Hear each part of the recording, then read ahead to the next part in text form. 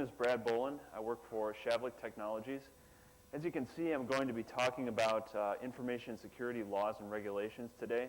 And one of the main things that I'm going to try and describe to you is a trend that I perceive. It's an emerging trend in information security law and regulation. Excuse me. And it's one towards what I call programmatic information security. What I mean exactly by programmatic should become clear in a few minutes. But just to get rid of any misconceptions that may exist from the outset, I'm not talking about an application here. I'm talking about more of a management, governance, strategic level type control activities in terms of an information security program. But as I said, I think that in the next couple of slides, I'll be able to very clearly articulate what an information security program means. If you take a look at this slide, you can see that in the last 4 years, roughly, the number of laws and regulations, particularly regulations that have to do with information security and impact the practice of information security, have expanded rather dramatically. From the period 1974 to 1996, not a lot was happening in terms of strict data security. There's a great deal of legislation having to do with privacy. But in terms of controls, at least on the civil side, not the criminal side necessarily, but in terms of the civil side, defining what you can and cannot do with an information security program, say at a company, not a lot was going on. And then that situation changed and continues to change since about the year 2000. So it should be no surprise to anyone that spending on compliance-related activities is up, and compliance in general is a critical function.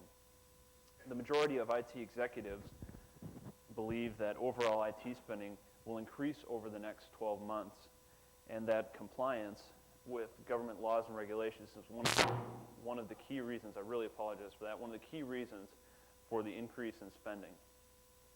Chief security officers are identifying compliance as one of the #1 drivers of information security spending within the companies that they work for.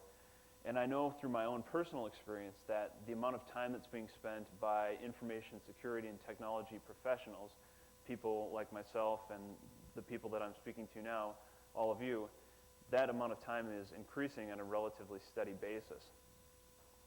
So in my presentation, I want to talk about 3 different things. The majority of the time will be given to patterns, and what I mean by patterns is the things that are shared in common and are consistent across all of the different information security laws and regulations. Once we understand what those patterns are, hopefully we can come up with responses that enable us to respond to compliance challenges that we all face in a more cost-effective fashion. And then at the end, I'll kind of go out on a limb a little bit and try and make some general predictions about what I think may happen in the future in terms of future security laws and regulations. So we'll start out with the public sector. We'll only cover 3 laws there, but this will provide us a very quick view of how the government action has evolved from pretty primitive regulation of information security to pretty highly evolved over the space of about 30 or so years, something like that. We'll start with the Privacy Act of 1974. This was one of the earliest attempts to regulate information security.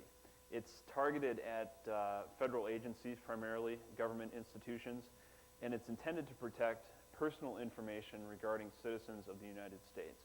So in that respect, it's kind of similar to some of the laws today. It's driven by the need to, or the desire to, protect sensitive information about individuals. Examples of the personal information that was contemplated and is contemplated by this law include things like educational and criminal history, medical backgrounds, financial transactional histories, things of that nature. It requires the use of, quote, appropriate administrative, technical, and physical safeguards to ensure the security and confidentiality of the private records that I was just talking about.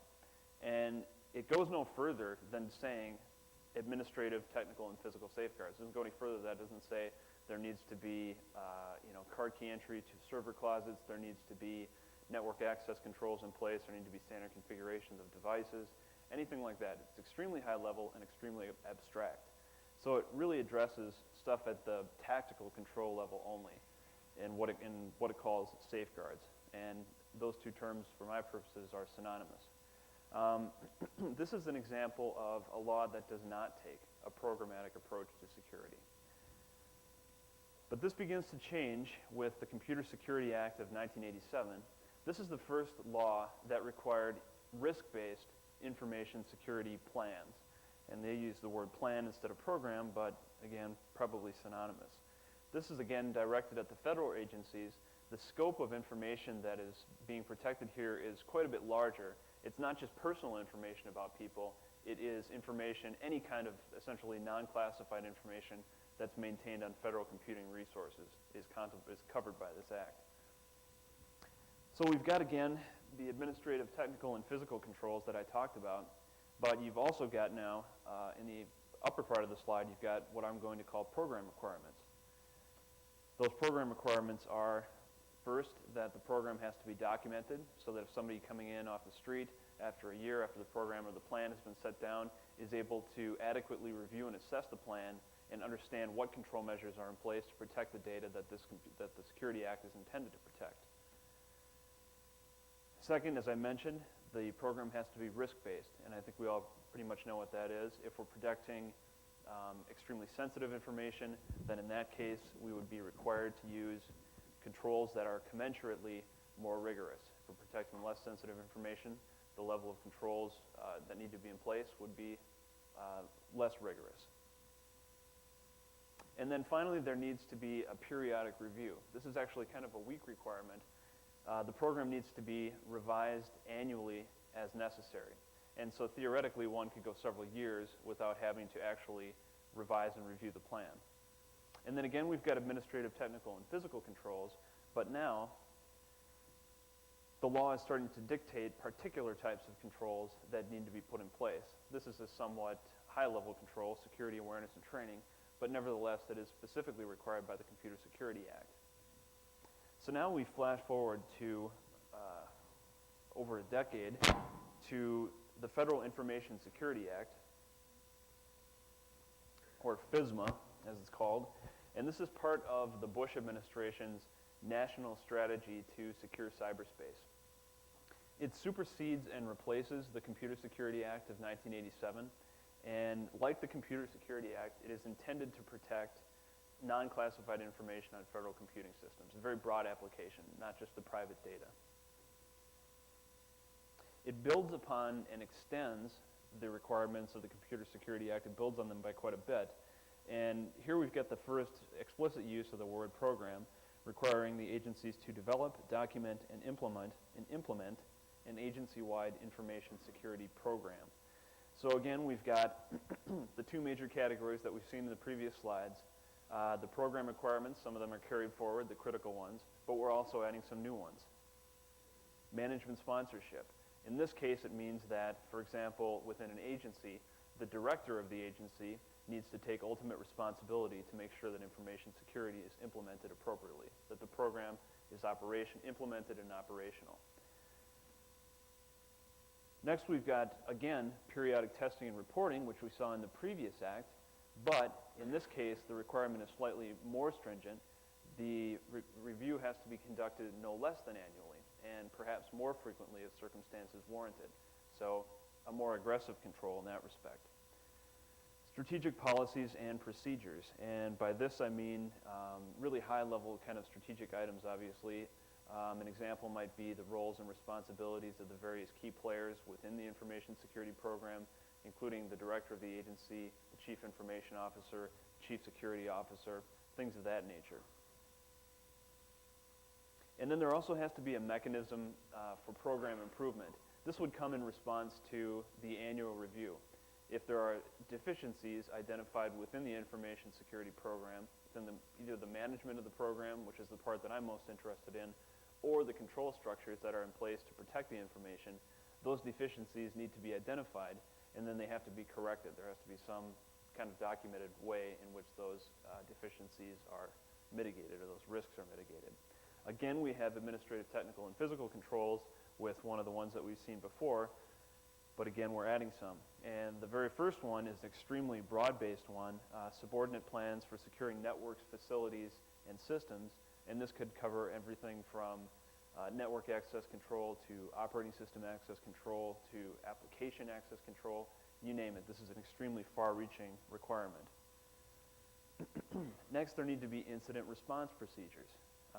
Pretty standard practice now at most companies that I visit. There's some kind of written, articulated incident response procedure that's followed to detect and deal with intrusions into your network. And then finally, there need to be disaster recovery plans. What happens in the case of some kind of usually an unpredictable type catastrophic event, such as a fire or flood in your data center. So just to draw out this distinction one more time, at the top we've got kind of the program development and maintenance. And this is kind of more, these are all controls in one way or another. They're all measures that are put in place to protect information, more or less. Some of them are more high level than others. And so I make kind of a synthetic distinction between them to highlight something that's important to this presentation. At the top we've got controls that are more interested with program development and maintenance, the management of the program, the development and the ongoing management of the program itself. At the bottom, under the control section, we've got lower level tactical stuff. This is what your system administrators are doing on a day-to-day basis. They're implementing these types of controls. So again, at the top, we've got the management plan for selecting controls, determining which ones are appropriate, and then down below, we've got the controls themselves that we apply to the specific technologies to protect information. And so with that, we'll turn towards an analysis of some of the laws that affect the private sector. The first one, well, actually, before we actually do this, it's important to understand the difference between laws and regulations, because this is something that you'll see in every single one of most every slide that we cover from here until the end of the presentation. The United States Congress, at the federal level anyway, is the only body that's capable of issuing what are called laws. By using these laws, because Congress is unable essentially to regulate every type of human activity or business activity that's conducted in the United States on a day-to-day basis, they need to delegate some of that authority to other organizations. These are called agencies. So using a law, the Congress will set up something like the Securities and Exchange Commission, give them specific jurisdiction over a special type of, in this example, publicly traded companies, and then allow them to develop an expertise around how to regulate those industries and to come up with what are called rules.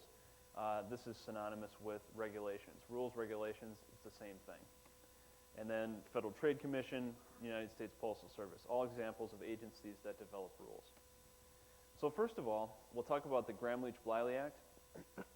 This was signed into law by President Clinton in 1999. It applies to public and private financial institutions of many, many different kinds. And it requires federal agencies that oversee financial institutions to develop rules or regulations that are designed to protect the privacy of customer financial information. Examples of this information would include things like loan or credit card applications, payment histories, purchase histories, things like that. And out of this, there come two major information security related requirements. First is known as the privacy rule. And what the privacy rule essentially says is that unless certain notification, it basically prohibits the disclosure of this customer financial information unless certain notification and opt-out requirements are met. If you ever wondered why you get those kind of like multi-part, multi-syllabic, incredibly complex documents that list out your bank's privacy statements or your privacy policies, this is probably the reason that they're sending them to you. And then the second part, the one that we're actually much more interested in, is the safeguards rule. And what the safeguards rule does is it prescribes the actual minimum security standards that need to be put in place by a financial institution to protect the information.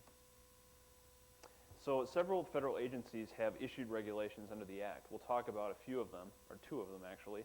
We'll talk about the federal banking agencies as a group, and then we'll also talk about the Federal Trade Commission. By the federal banking agencies, this would include the Office of the Comptroller of Currency, Office of Thrift Supervision, Federal Deposit Insurance Corporation, and yeah, I think there are actually ones that examine the banks though. The Federal Reserve System, that's the one I was trying to think of. So the Federal Reserve banks are included here as well. They came out with what are called the Interagency Guidelines for Safeguarding Customer Information. In other words, their implementation of the Safeguards Rule. They came out with it jointly in February of 2001, and they were issued on the same day, and they're virtually identical. So we'll talk about them as if they were identical for purposes of this presentation. And what they require the banks to do is essentially establish comprehensive written information security programs. So again, as we look at the requirements of the program, we can see that we've got the two major divisions, and we've got a lot of the same program requirements we saw in the public sector regulation, but here we're adding some additional ones as well. This isn't really a control, but it's worth putting in there because it's very often mentioned in legislation. The safeguards that are put in place need to be appropriate to the size and complexity of the organization.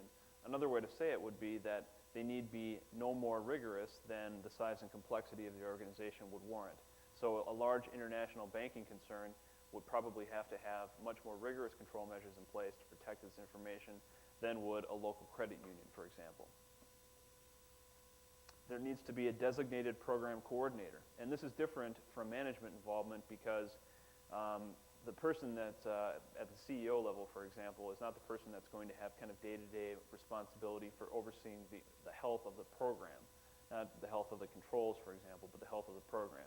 What this does is it makes sure that there is a single individual or group of individuals that is identified specifically as being responsible for more or less the day-to-day status and health of the information security program itself. And then finally, we add something called third-party oversight. And this is also something that we'll see again and again. What I mean by third-party oversight is, for example, if I'm a bank and I take some of my customer financial information and I outsource it, give it to some other organization for analysis and processing, I need to make sure, either by contract or by some other mechanism, that when that information is in the hands of the third party, it receives the same level of protection that it would have had it remained strictly under my control within the bank. And that's what service party or third-party management or third-party oversight is all about.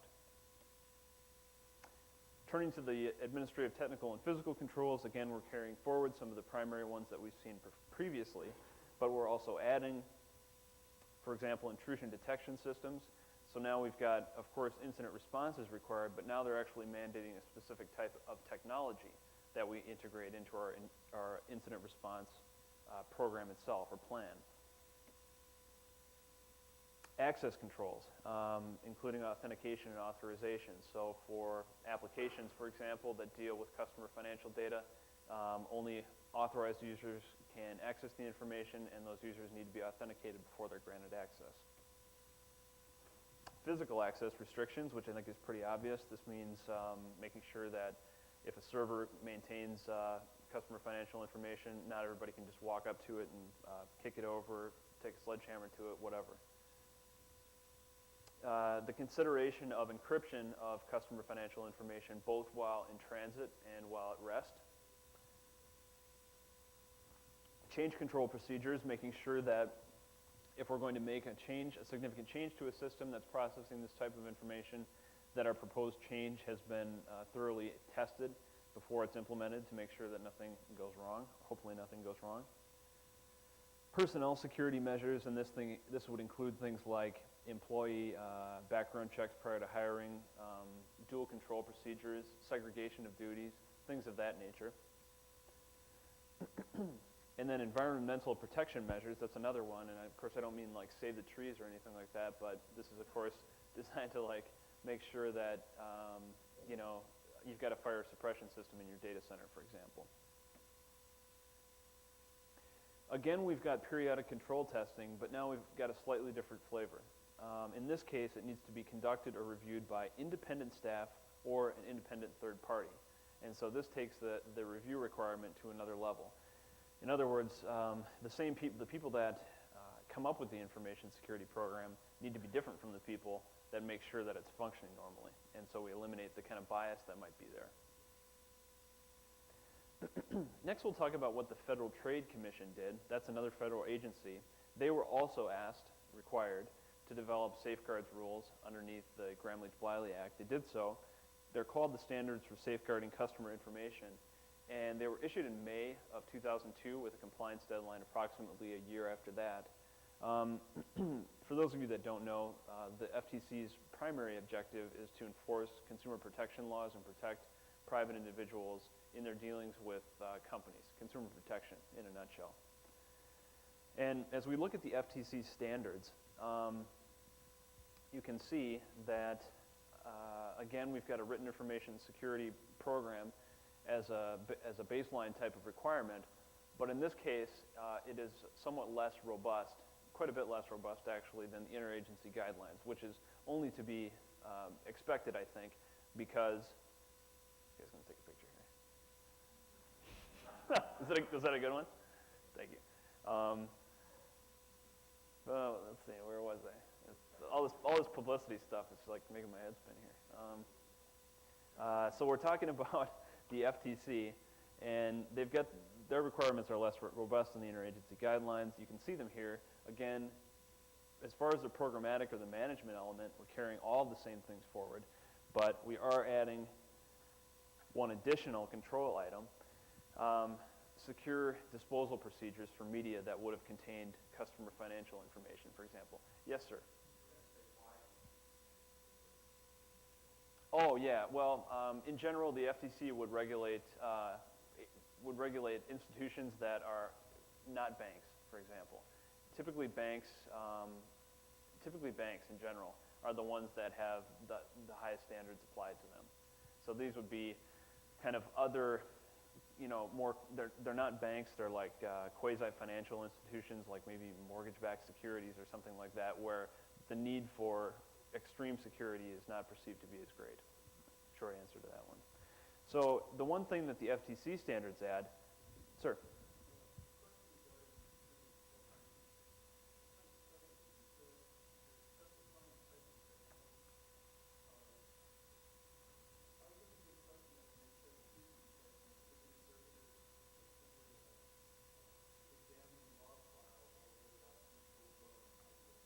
Yeah, when I said specifying a technology, I guess I meant, you know, it could be something that's simple. They're certainly not saying you need to use a certain type, like, for example, network-based versus host-based or anything like that.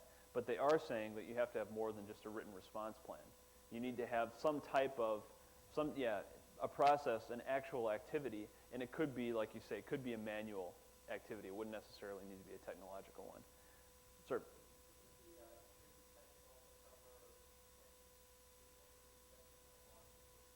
Yep, and the incident response would cover that as well. So it not just incidents that involving intrusion into the network, but an incident involving, say, somebody within the organization speaking at a public function all of a sudden says a bunch of, you know, basically lets fly a bunch of information relating to customers of the bank, for example. It would cover those types of items as well.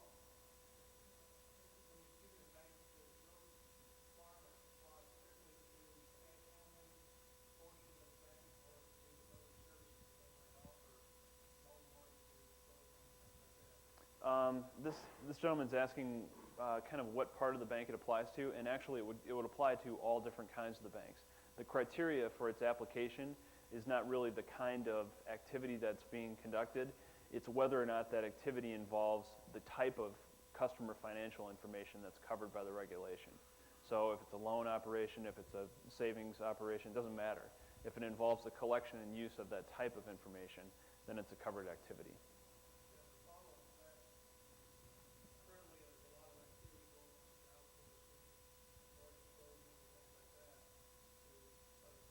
Mm-hmm.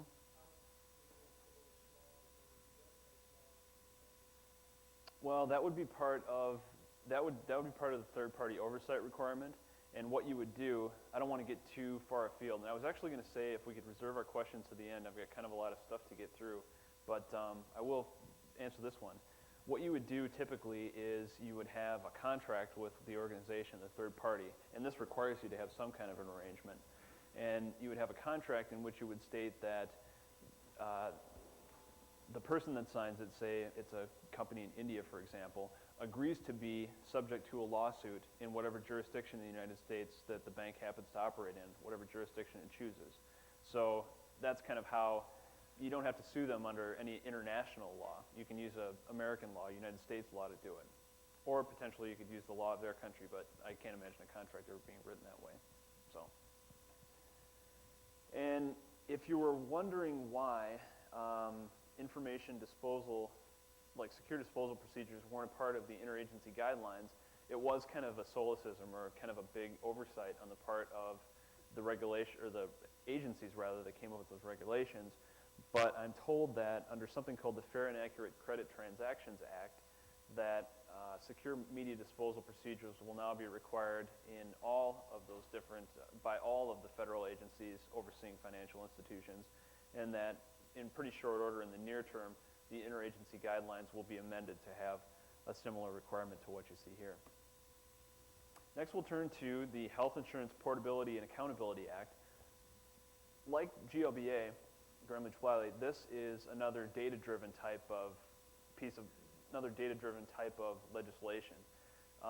But in this case, we're dealing with healthcare information rather than financial information. It was enacted in 1996, and the interesting thing about HIPAA is that it recognizes that a great deal, perhaps the majority of healthcare information that's maintained on citizens in this country is maintained electronically.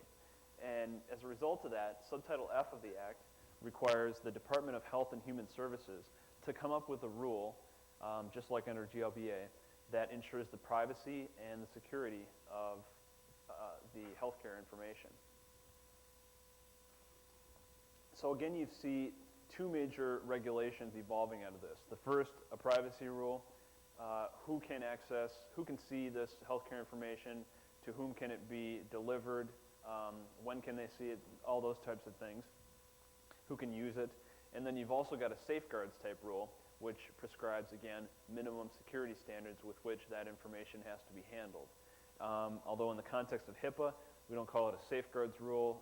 It's referred to commonly as the HIPAA security rule, but it's essentially identical in its intent anyway. The reason that we're talking, HIPAA was passed in 96, GLBA was passed in 99, and the reason I'm talking about the security standards rule now in the presentation after GLBA is because the Department of Health and Human Services did not issue its final rule defining security standards until, I think it was February of 2003. So as you look at the next slide, in which we'll go over the HIPAA security standards, keep in mind that as the people were coming up with these things, they had the interagency guidelines, for example, to look at and to see how those had worked. And I think you see a lot of overlap in the coverage there.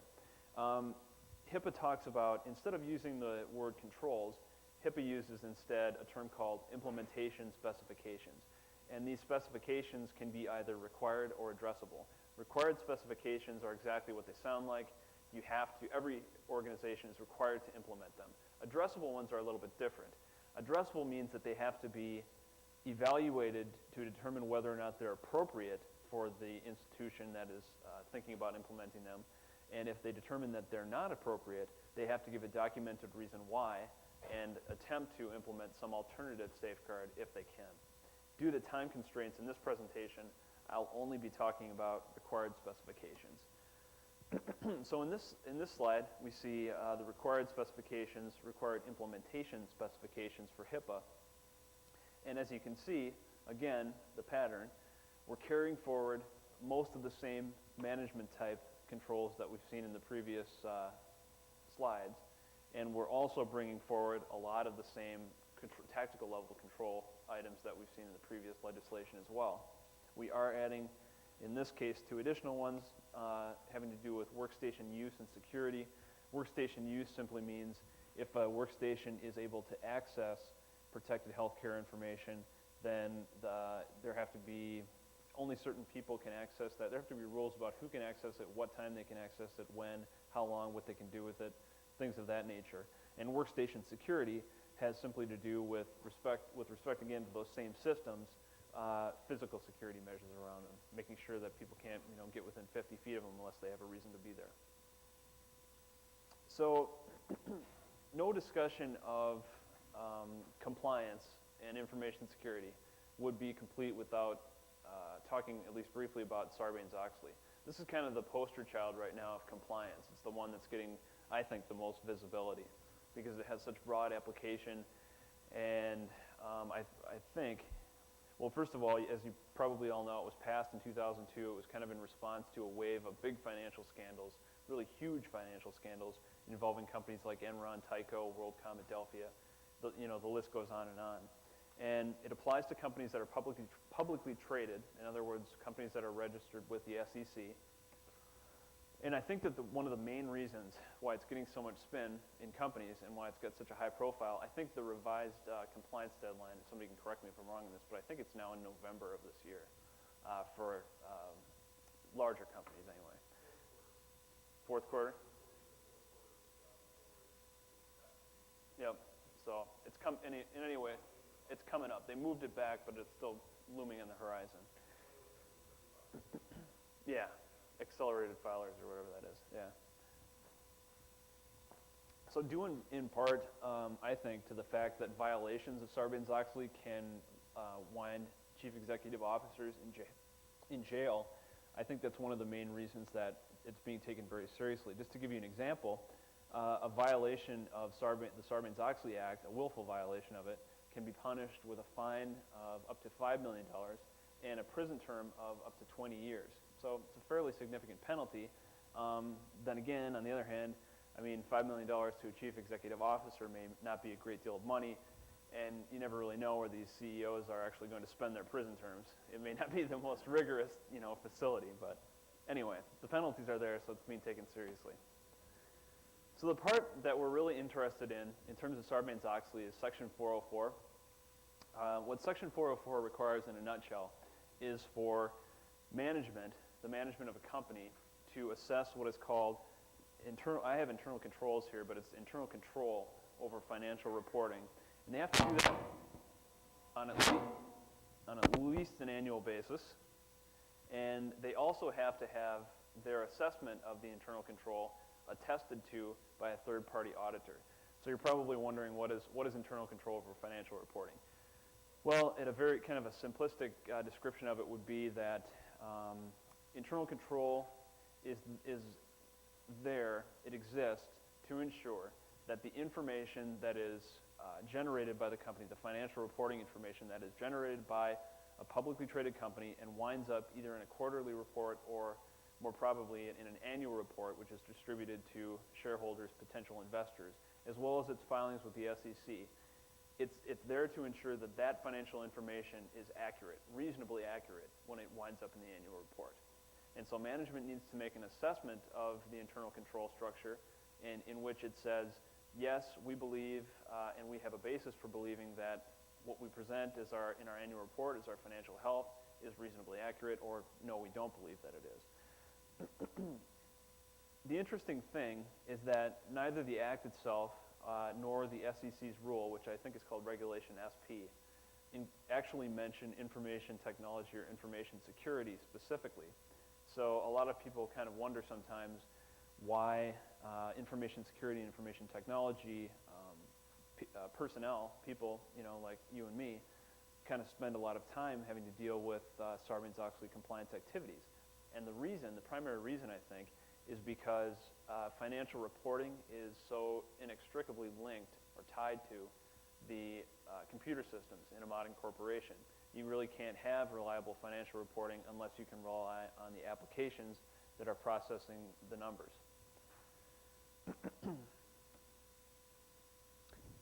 That being the case,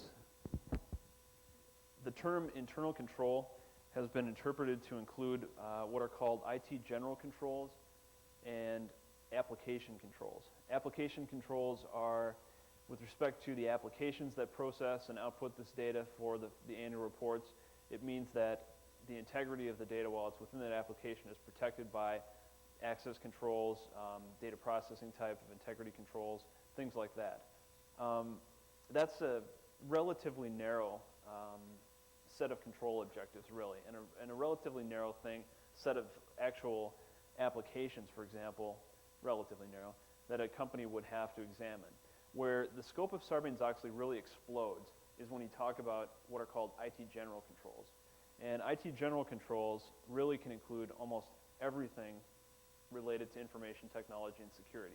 The theory is that unless we can guarantee that the operating system, for example, or the network infrastructure that the application runs on top of is reliable, how can we really be certain that the security of the application itself is reliable? For example, if the operating system that the application is running on, Windows 2000 Server, is wide open, then we begin to have doubts about the veracity of the application that's running on Windows 2000 Server and the information that it's outputting. And so, IT general controls can be and has been interpreted to include everything from database management to network access controls to disaster recovery, you name it. At some point, somebody has to, and I think they call Sarbanes-Oxley the Full Employment Act for auditors and consultants or something like that, you know? And it's kind of true. I mean, it's kind of in there. Yeah, go ahead.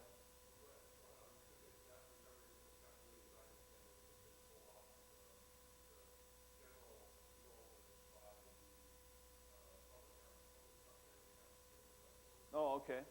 All right, that's good information to know. Well, at least they're not going, totally overboard. Okay, thanks for that information. So I think that the reason why it's been interpreted so broadly maybe sometimes has to do with the fact that the more broadly it's interpreted, the more work is out there for people, like myself. I don't do this, I swear to God, but for people like myself and also for companies, like Ernst & Young, KPMG, the auditors that have to actually come in and do the validation or the attestation report. And so, even though a written information security program is not required, documentation is paramount, very important for Sarbanes-Oxley compliance. Companies are required under the regulation to generate what essentially amounts to proof that establishes the veracity or truth of management's assessment of internal control over financial reporting. So in other words, if management says our financial reporting process is fine and the results are reasonably accurate, there has to be some kind of documented evidence to that effect. If they say that it's not, again, there has to be some kind of basis for that judgment. It's one of the first things that an auditor will look through when they come through the door. They'll ask for this type of documentation, whether it's a network diagram, a flow chart, a narrative, a policy or procedure, something like that. They'll ask for that, they'll look at that, and then they'll move on to actually examining the systems themselves and making sure that in reality what the company is doing matches up with what they're doing on paper. So I think the main conclusion I want you to draw from this discussion of Sarbanes-Oxley is I think you can see, because this is an annual requirement and sometimes even more frequently required than that, and because documentation is such an important part of it, unless it can be reduced to coordinated, documented, repeatable processes, Sarbanes-Oxley compliance is going to be extremely expensive. I think one estimate is that Fortune 1000 companies will spend about $5 million on Sarbanes-Oxley just through 2005. And so there needs to be, in other words, there needs to be an information security program that has most of the elements that we've seen in the other laws and regulations. And if we have that, we'll go a long way towards basically providing all the documentation, at least, that we need to support our Sarbanes-Oxley, and actually having the controls in place as well that would support management's assessment over internal control. Next, we'll talk about the Federal Trade Commission Act. This is kind of an interesting one. Under Section 5 of the Federal Trade Commission Act, the FTC has the power to punish deceptive trade practices. And this power has recently been used against a number of very prominent companies, including Microsoft, Eli Lilly, which is a pharmaceuticals company, the makers of Guess Clothing, the Guess Corporation, I'm guessing, and ToysMart.com. And typically what happens is a company will make some kind of a promise in its privacy statement, and then will break that promise by committing some lapse in security. And what will wind up happening then is the FTC will bring in what's called an enforcement action under Section 5 of the FTC Act. An excellent example of this is the case of Tower Records. This decision, or the consent order in this case, came out in April of this year, so it's quite recent, and it's an excellent example of what an FTC enforcement action looks like. So Tower Records had on its website they had a privacy statement like so many websites do. It's perfectly appropriate and it's a good thing to have. Their statement included things like, quote, "Your privacy is important to us." Okay? We use state-of-the-art technology to safeguard your information. And then finally, your towerrecords.com information is password protected. You and only you have access to this information. And now they've raised the bar pretty high for themselves. They've said, they've made quite an explicit promise. And unfortunately, they wound up breaking that promise due to the redesign of basically what you'd refer to as kind of the checkout part of their e-commerce website. This is where the customer would, after they've made the selections of the types of music that they want to purchase online, they go to the checkout portion, they see what's in their shopping basket, they enter payment information, they receive an order number, and then they can go back in, they can check with this order status number, has the stuff been shipped, is it on back order, where is it at? Well, as part of the redesign of the checkout interface, they also rewrote the code for the order status application. And the order status application was just simply a component, a subcomponent of the overall checkout interface.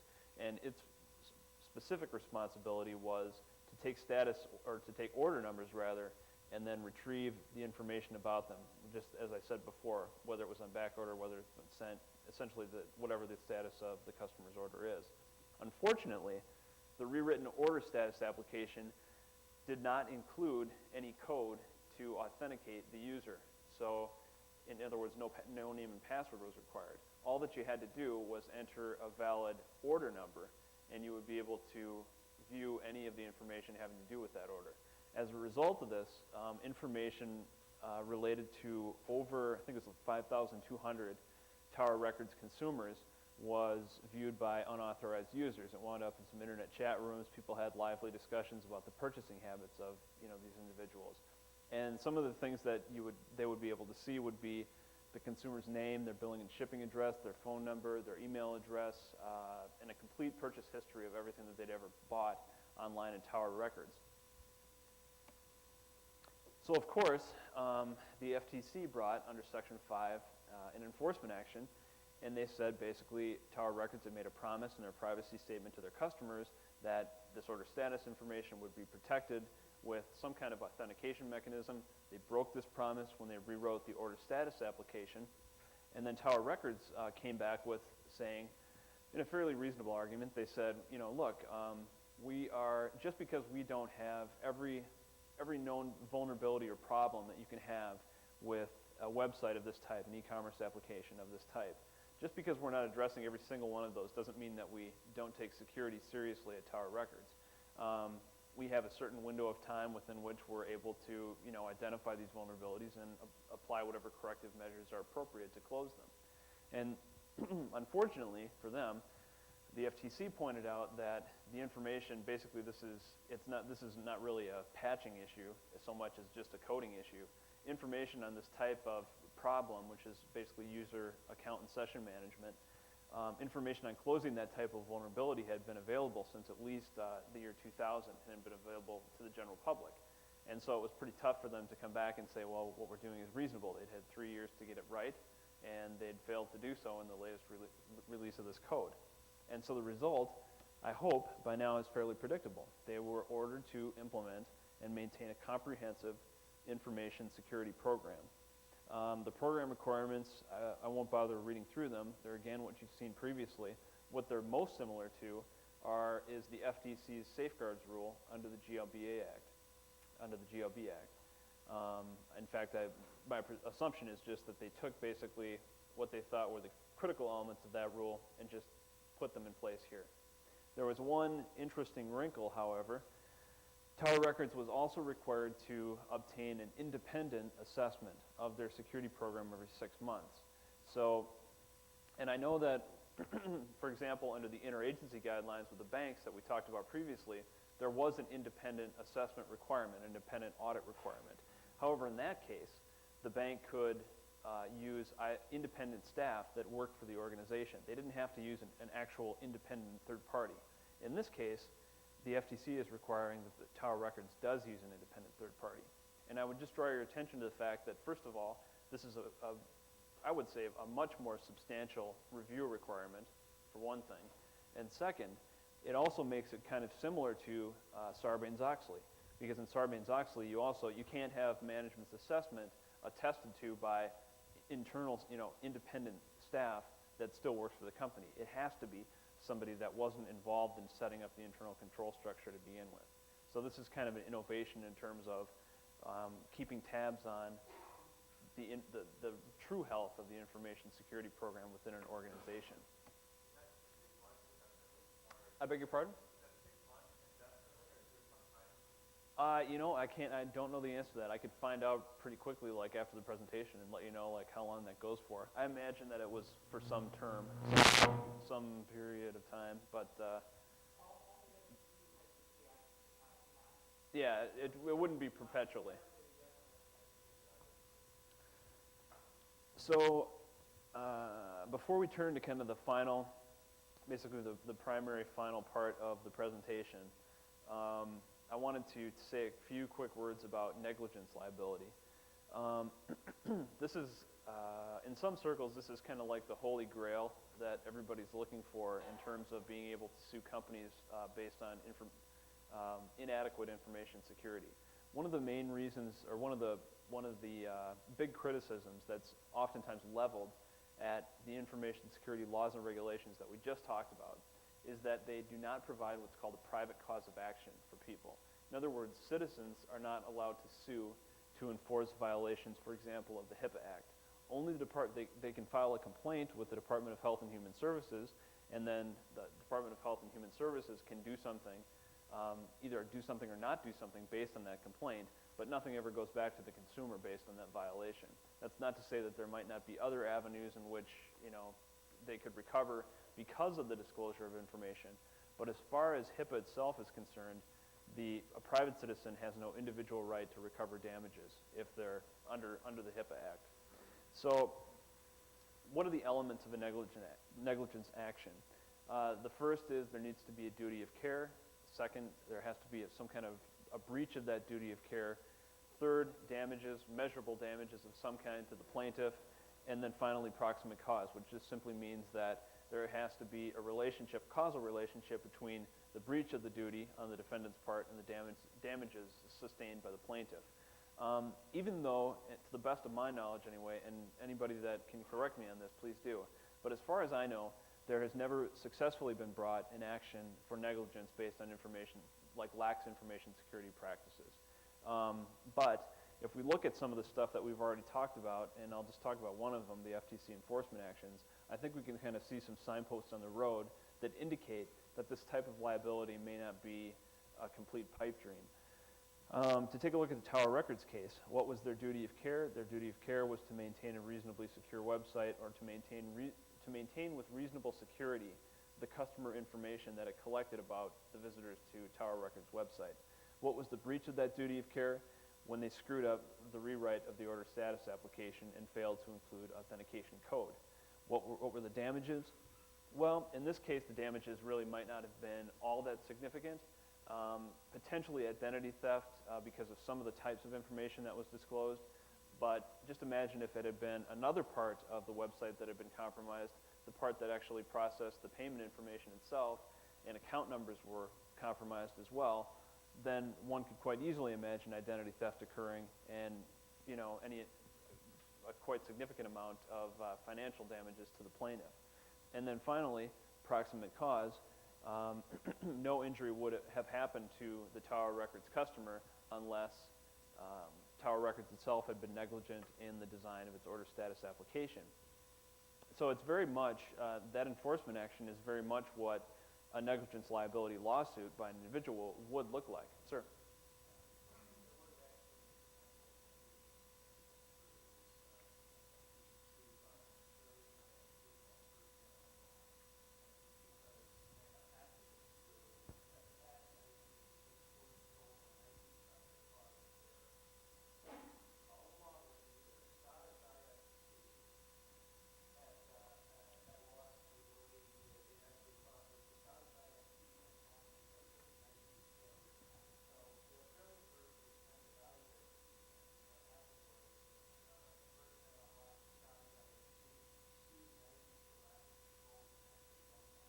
And was that done? Was that suit in the United States?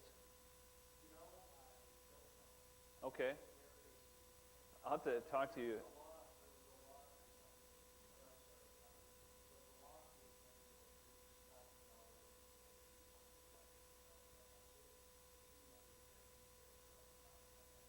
Okay. Well, I'll probably follow up with you right after this if I can. Be interested to hear more. Yeah.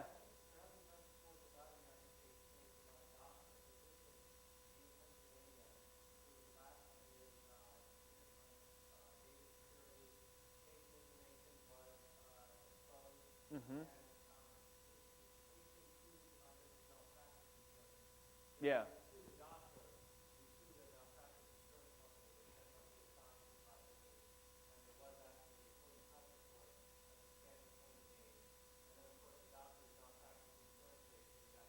Mm-hmm. And that's a good example. I wouldn't consider that that's not precisely a negligence liability claim, but like the FTC enforcement action, it has most of the elements of a negligence liability claim in it. So, yeah, one more on this one.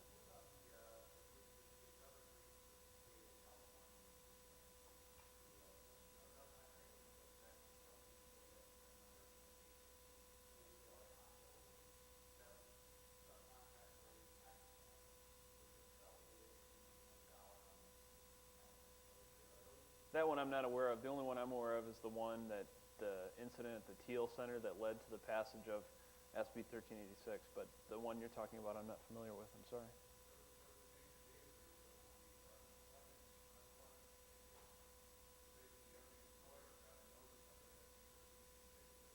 Yeah. Mm-hmm. And SB 1386 is interesting because it's not really interesting because it doesn't really give the consumer a lot of power. All it entitles them to is a notice that they got screwed. It doesn't entitle them to, any damages because they got screwed. But it is an example of a private citizen being able to file a lawsuit against a public company. So it's interesting for that reason. So next I want to turn to just a couple other government actions. You may kind of decide that they're inactions when you hear a little bit more about them. The first one, the proposed Corporate Information Security Accountability Act, was something that got a fair amount of press last year. And I would expect that some of you are at least vaguely familiar with it. A Republican from Florida, Representative Adam Putnam, came up. He's the head of subcommittee dealing with information technology, among a number of other things like the census. And he came up with some draft legislation entitled the Corporate Information Security Accountability Act. What that act would have required is for companies to include in their annual report, just like with Sarbanes-Oxley, an assessment of their current existing information security program. Now, what that program would have looked like is, here again, very similar to what the FTC is requiring under its GLBA safeguards rule, what the FTC was requiring of tower records in the enforcement action. You've got all the same type of programmatic requirements, including independent program auditing. You're only adding something in terms of actual tactical controls.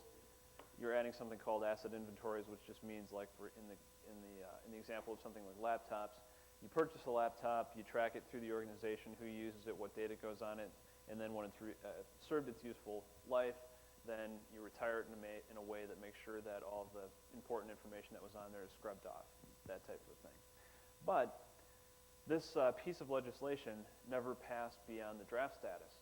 And so a lot of people kind of wonder what happened. I really wondered what happened. I thought it was going to be pretty sweet if that got passed. It'd be a lot more, work for consultants, I can tell you that. But what happened was Representative Putnam basically solicited feedback from individuals, trade associations, corporations, all sorts of entities. And I can only assume that that feedback was overwhelmingly negative, or at least was more negative than it was positive. Ma'am?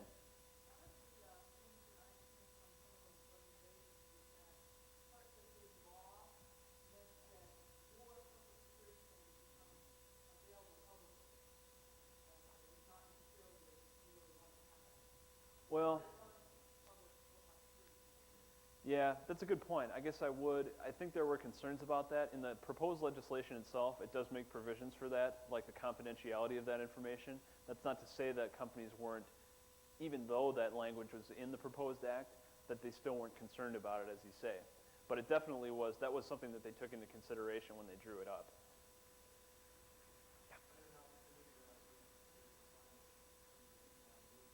Okay.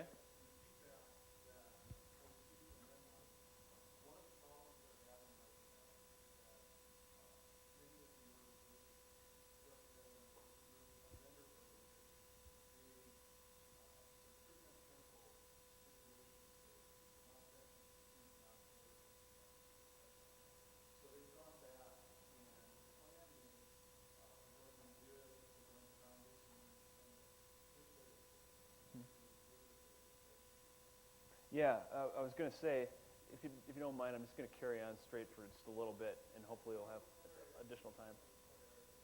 Yeah.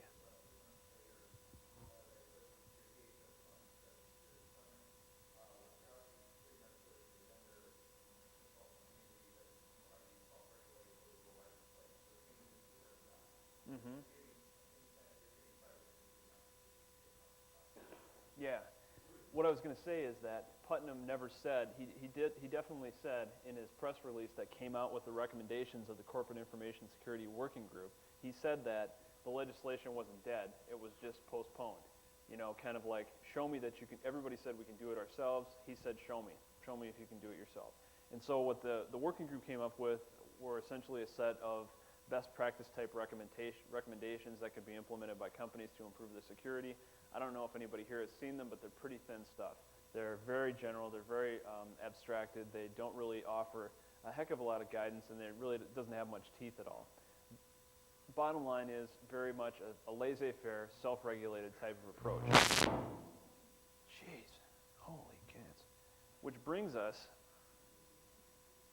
kind of a dark and scary noise there, to the National Strategy to Secure Cyberspace.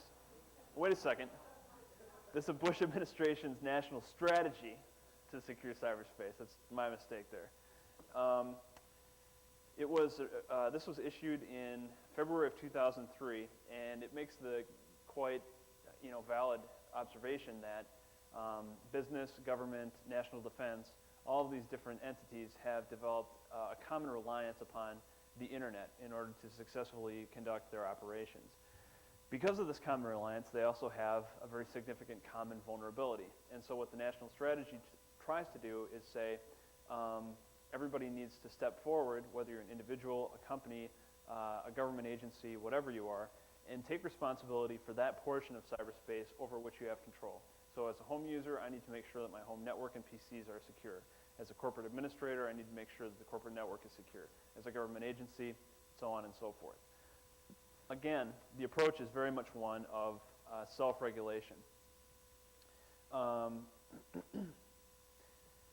in some respects, I think that the national strategy is a little bit schizophrenic. On the one hand, it says that enterprises require clearly articulated or clear policies and strategies, programs rather, to audit against information security best practices. So they need some kind of clearly defined information security program. But on the other hand, it says that the position of the Bush administration, at any rate, is that legislation will not be the primary means used to secure cyberspace. So the vision of the national strategy is very much one that is anchored in the belief that companies will do the right thing on their own without having to be told to do that. And that's something that you can take or leave. What I ask myself is, how well does that vision of what information security in the corporate world would look like match up to the reality?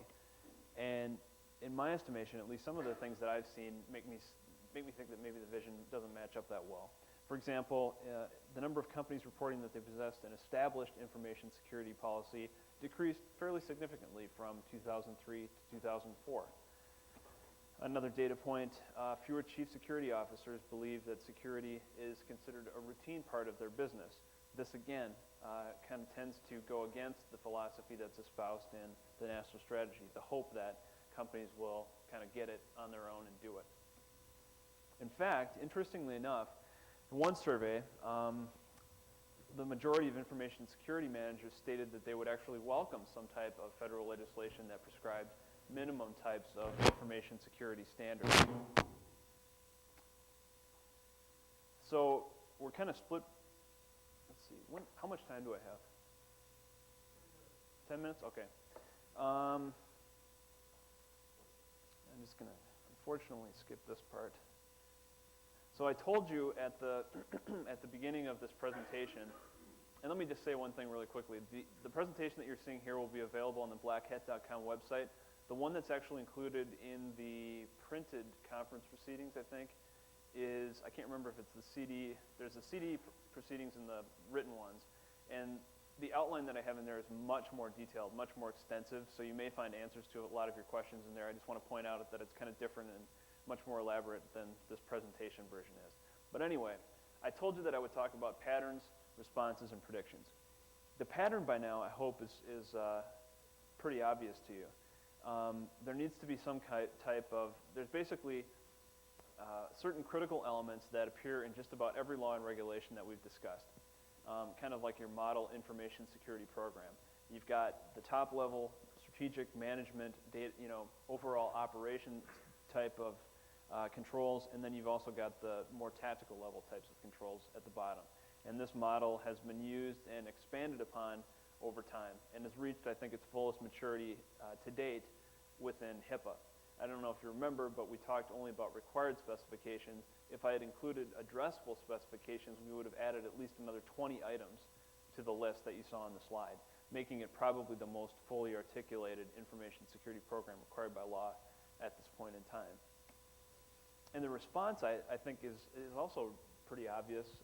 Companies need to do what they can to create, develop, and maintain some type of information security program.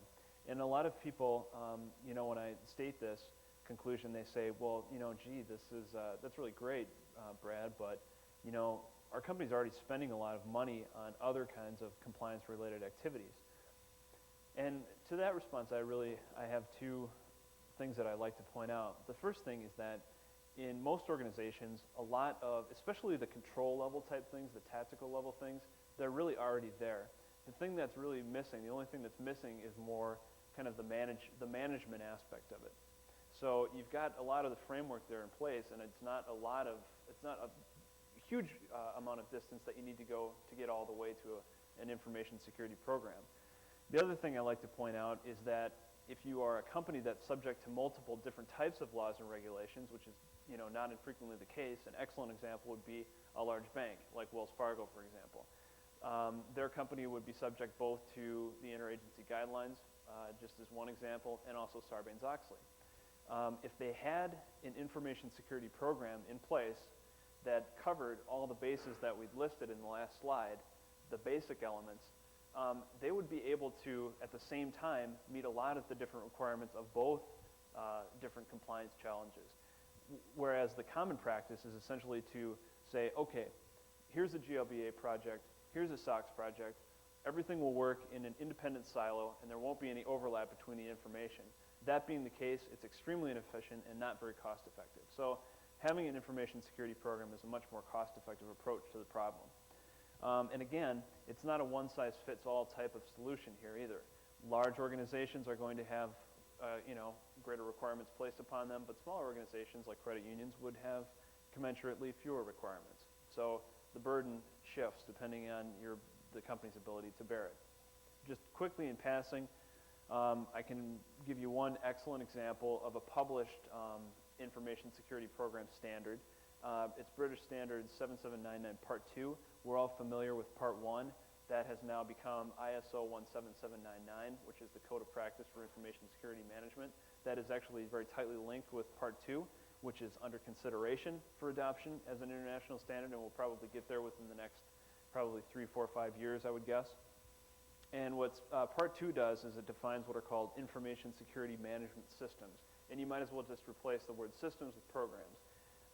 In a nutshell, it covers all of the items that I listed on the previous slide, as well as some additional ones as well.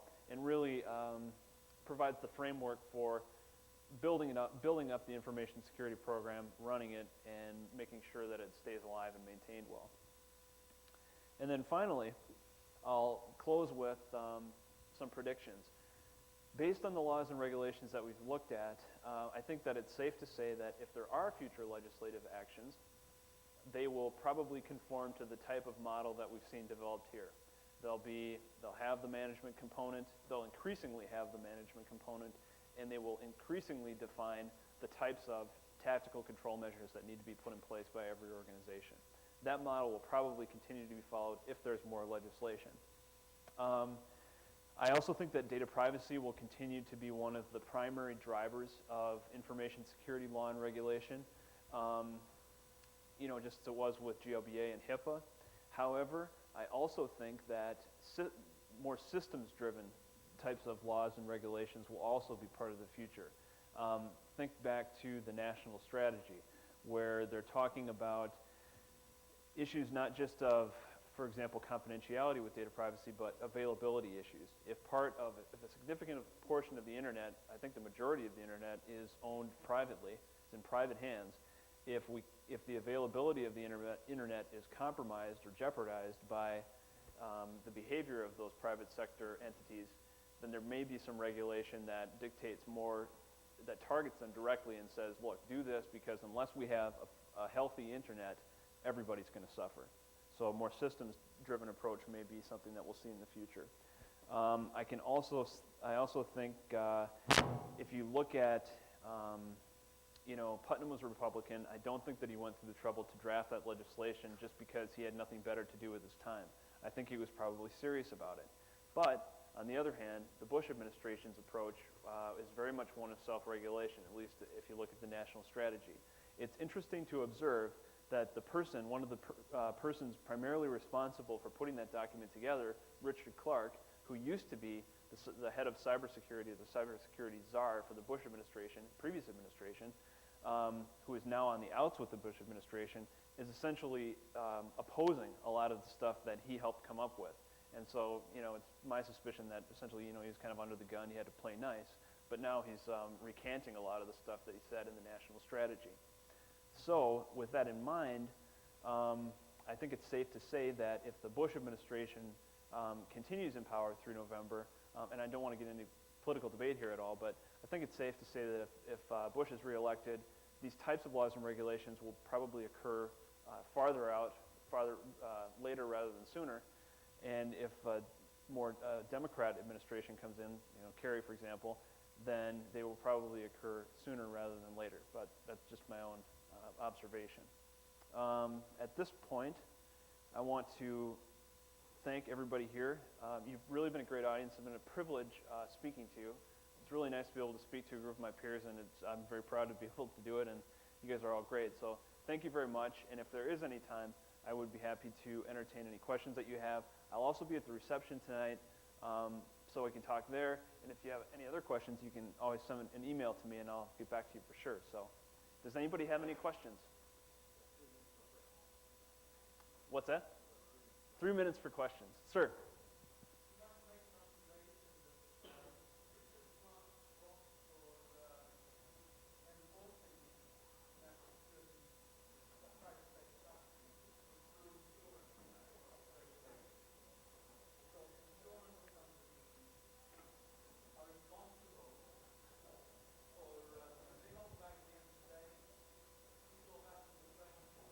Mm-hmm.